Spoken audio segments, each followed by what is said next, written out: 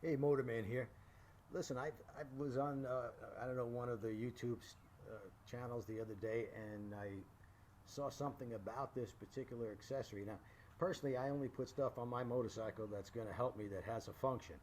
So somebody told me about this. I hadn't heard of it. Now, I'd heard of the company. I don't know if I could focus in on that. It's eglidegoodies.com. You can watch they have their own channel, Eglide Goodies TV on YouTube. And what this is a brace for the Harley Davidson tour pack, or really any tour pack that you want to put it on. Now let me show you why I think this is a great idea. This particular tour pack on my wife's Ultra is very expensive. If you had to replace parts on this, it costs a fortune. If you had to buy the whole tour pack painted and everything, I think it's like $2,000. But because this has a rack on it, when you open it up, it goes past 90 degrees, and boy, it's got a tether on there, but I'm betting in time it's going to wear that out, and sooner or later this is going to flop backwards with a strong wind to do it even, and it's going to damage the top. It's going to break off the hinges. It's going to cause some damage. So I'm going to install that piece on here, and from what I watched on the video, I'm not going to show you the install because they've got a great video showing exactly how to put this brace on. But let me show you what happens now. This is my wife's other bike, and this is the aftermarket tour pack that I bought, and I wish I could remember who I got it from. It's about 3-4 years old because it is absolute junk. And let me show you what happened with this one. This just had the little wire. It actually cracked the hinges off. I don't know if you can see that. This is now junk. It's not worth repairing. They have better ones now that you can buy. In fact, I talked my wife into getting another one, but actually getting what they call the Razor tour pack, like I have on my Road King and also on my 2014 police bike. The structural rigidity of this giant box, and I think it's ugly as well. I mean, it's similar to what Harley used to have, I think from 2011 and earlier, but it's got plenty of room in it. But the aftermarket one is just a hunk of junk. It never latched correctly. It rattles, it squeaks. I mean, it's just junk. So I'm almost glad that hinge cracked. But you can see what I mean when you open this up, and even on the Harley one, it's much heavier. It's probably 3 times the weight of this.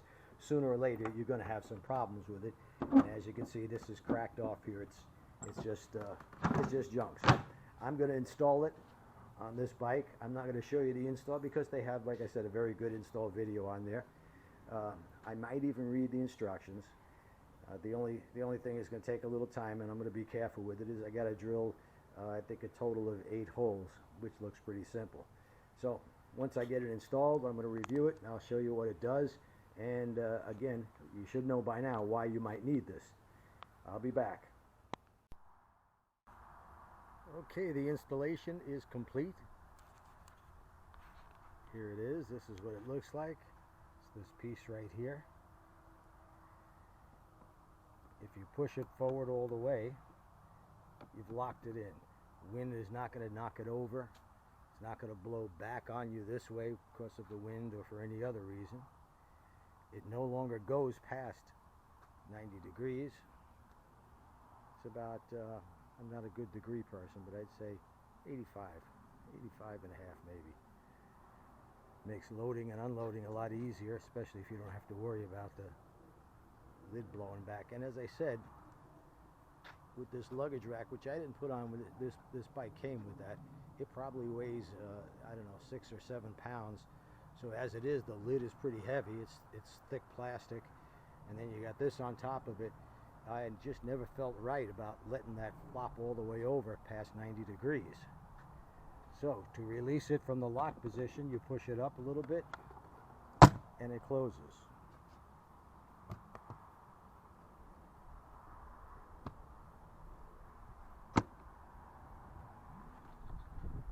Open it up, and it stays right there. Now it took about an hour, I guess, to install it, and it's very tedious because of the tiny little screws. And speaking of screws, I would give this normally a 10, but I'm going to take away a couple of points. Is 4 of the screws, the ones that go right through here, they have to go through the liner, were too short.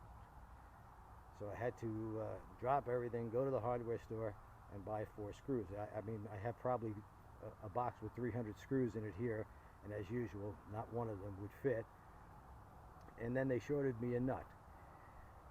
Besides that, these screws are little tiny, itsy bitsy little Allen wrench. They give you the Allen wrench with it, but boy, if you want to tighten it down, they strip very easily, as do most of the time with any kind of really small Allen wrench or Allen screws. So I was deducting 2 points for not giving me the proper screws, though I can't blame that on them completely, because the tour pack that they saw on YouTube was the one on my Road King, and that did not have a liner on it. So it's possible they weren't thinking about that, and they sent me the screws that you would use if you didn't have a liner.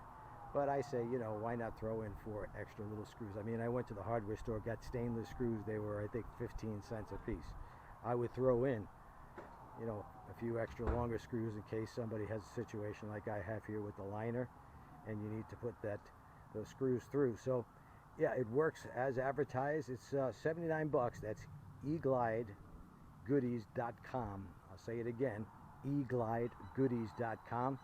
They have a lot of other products as well, and it works, like I said, a little tedious. It would be much easier if you had 2 hands, you know, to hold these little screws and put the washers and stuff on. It would have been much easier. Probably could have got it done in, if my wife helped me, instead of an hour, it would have taken me 2 hours. But if your average person helps you, you know how that goes, guys. If your average person helps you, yeah, maybe 30 minutes you can get this done. That includes drilling the holes, putting it all together. So it's working good. It serves the purpose. This is not going to flop all the way over. I recommend it. You say, well, 79 bucks might be a little high for that, but if you think about some other stuff that you buy, like chrome hand grips, you know, that don't help you one bit, and they're $100 or $120, or any other piece of chrome that has no function whatsoever, this has a function. I recommend it.